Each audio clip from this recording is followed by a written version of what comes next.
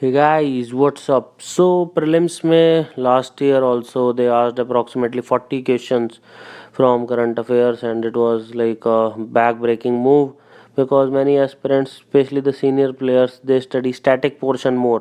वो current affairs पढ़ते नहीं थे इतना ज़्यादा बिकॉज क्योंकि मेरे टाइम पे 2013 में सिर्फ 3 क्वेश्चन आए थे करंट अफेयर से, लेकिन 2013 से 2016 का आप ट्रेंड एनालाइज करोगे तो आप पाओगे कि करंट अफेयर्स ग्रेजुअली बढ़ता जा रहा है. ठीक है. So this lesson is about importance of current affairs, UPSC CSE prelims 2018 as well as mains and interview. So why does UPSC ask so many questions from current affairs? आप लोगों के दिमाग में तो आया ही होगा यार क्यों पूछते हैं इतना, क्यों द हिंदू पढ़ना पड़ता है, क्यों योजना पढ़नी पड़ती है. बिकॉज गवर्नमेंट क्या है, स्टैटिक बॉडी नहीं होती. गवर्नमेंट एक डायनामिक बॉडी है. कोई नई गवर्नमेंट आएगी वो नई स्कीम्स लॉन्च करेगी, कोई नया चैलेंज आएगा तो वो नए तरीके से टैकल होगा. So current affairs covers the news related to functioning of all the organs of the government. ठीक है, सबसे इम्पोर्टेंट बात. दूसरी बात, गवर्नमेंट को छोड़ो, it also covers broad aspect of social, political, economic life of common man. Now common man get affected when Olympics happen, तो आपको पता होना चाहिए, तो सारी चीज़ें आपको याद होनी चाहिए.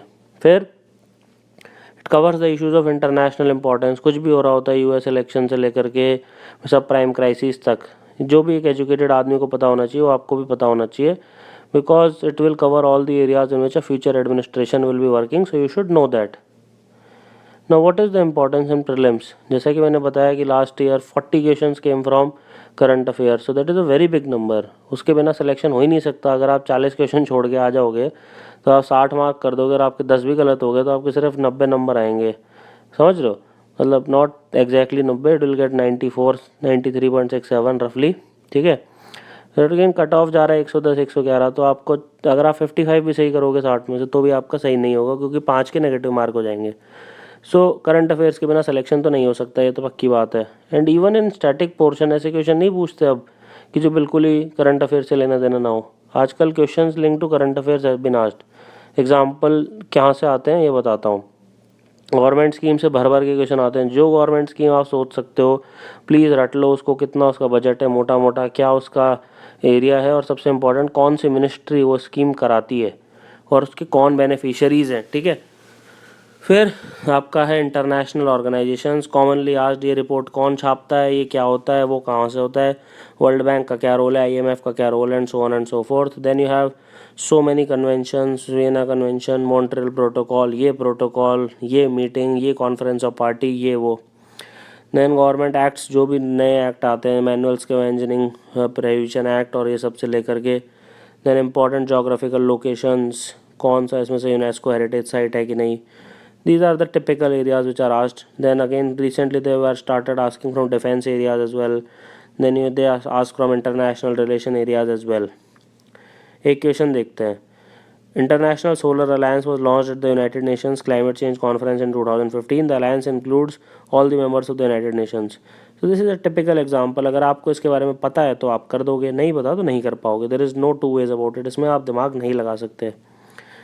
फिर प्रीलिम्स तो ठीक है, प्रीलिम्स तो निकल ही नहीं सकता बिना करंट अफेयर्स के. जीएस तो मेंस तो बिल्कुल भी नहीं हो सकता. Why? Because it has high weightage in all the 4 GS papers. Ethics तक में करंट अफेयर्स घुसा के रखते हैं. जीएस पेपर 1 में questions on pollution are link to current issue. For example Mumbai, Delhi, Kolkata are the 3 mega cities of the country, but the air pollution is much more serious problem in Delhi as compare to other 2. Why is this so? Now it is a typical current affairs question. अगर आप नहीं follow कर रहे कि दिल्ली का pollution है, odd even policy है, क्यों दिल्ली में पॉल्यूशन ज़्यादा है, तो आप इसको नहीं सॉल्व कर पाओगे.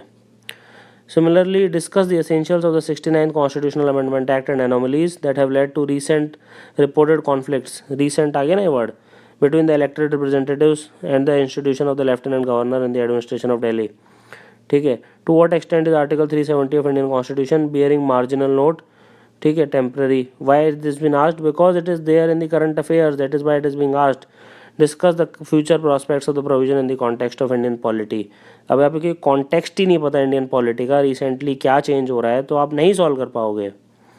सिमिलरली GS3 में देखते हैं कैसे क्वेश्चन पूछते हैं. What are smart cities. अब अर्बन मिशन आ गया, अब मैं बता रहा हूँ गवर्नमेंट स्कीम आ गई सीधे, पूरा आ गया. ठीक है, अब कर ही नहीं पाओगे ना आप, बिल्कुल एब्सोल्युटली नहीं कर पाओगे. अब आप कैसे बताओगे will it increase rural urban differences अगर आपने रिसेंटली कोई एडिटोरियल नहीं पढ़ा होगा. फिर justify the need for FDI for the development. ठीक है, तो आप काफ़ी सारी चीज़ें नहीं कर पाओगे, ठीक है।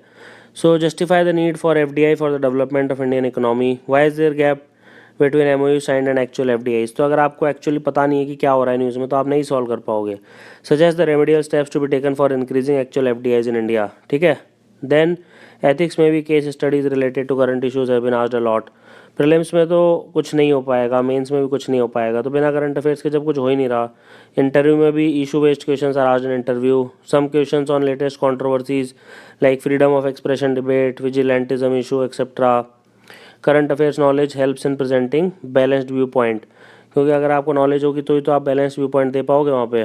Then how to manage current affairs, देखो ये सब फालतू की बातें होती है, 99% लोगों के बस की बात नहीं है हिंदू डेली पढ़ना, ये सिंपल सी बात है। तो उनके लिए अगर आपको पता है कि आपकी कुछ वीकनेस है, आपको पता है कि आप बाहर जाओगे तो खाना खा के आओगे, तो बाहर जाना छोड़ दो। सिमिलरली जैसे मेरे को पता है कि मैं द हिंदू रोज़ नहीं पढ़ सकता, तो मैं क्या, अगर मेरे पास दीपांशु का कोर्स होता था हिंदू समरी का, तो मैं पक्का देख लेता। तो अनअकैडमी पे जाके एडिटोरियल एनालिसिस देख ली, डेली समरी देख ली, वीडियो नहीं सुनना तो उसकी स्लाइड देख ली, कुछ ना कुछ कर लिया। So basically you identify one fix source and you follow it religiously. And current affairs में क्या है कि कंटेंट इतना ज़्यादा है कि आपको याद नहीं रह सकता, और वो नया नया जनरेट हो रहा है। ऐसा नहीं कि आपने 10th क्लास में पढ़ा था तो अब उसको रिवाइज कर लेंगे। So you have to focus more on revision again and again जो आप नोट्स बनाते हो, and you have to maintain a very strong balance between static portion and current affairs. Because अगर आप करंट और स्टैटिक को रिलेट नहीं कर पा रहे हो तो आपका सिलेक्शन नहीं हो पाएगा। Without static portion you will not be able to understand current affairs. और स्टैटिक पोर्शन में सीधे सीधे 60% पेपर भी आ रहा है, तो आपको वो भी देखना पड़ेगा। सोर्सेज तो देखो सिंपल हैं, जो मैंने बताया कि daily editorial analysis, daily MCQ course. किसी को PIB का शौक है ज़्यादा तो Yasmin Gill has made all the PIB summaries.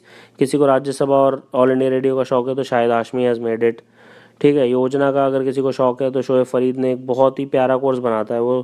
So he summarises entire Yojana in 1 hour and then he puts 30 MCQs so that you understand कि you are going in the right direction और not. और द हिंदू के लिए तो आपको पता ही है कि आप पढ़ सकते हो न्यूज़पेपर, वरना आप ये सारे कोर्सेज देख सकते हो, ठीक है। तो करंट अफेयर्स बहुत इंपॉर्टेंट है यार, प्लीज़ इग्नोर मत करना, ठीक है। Do watch the course complete.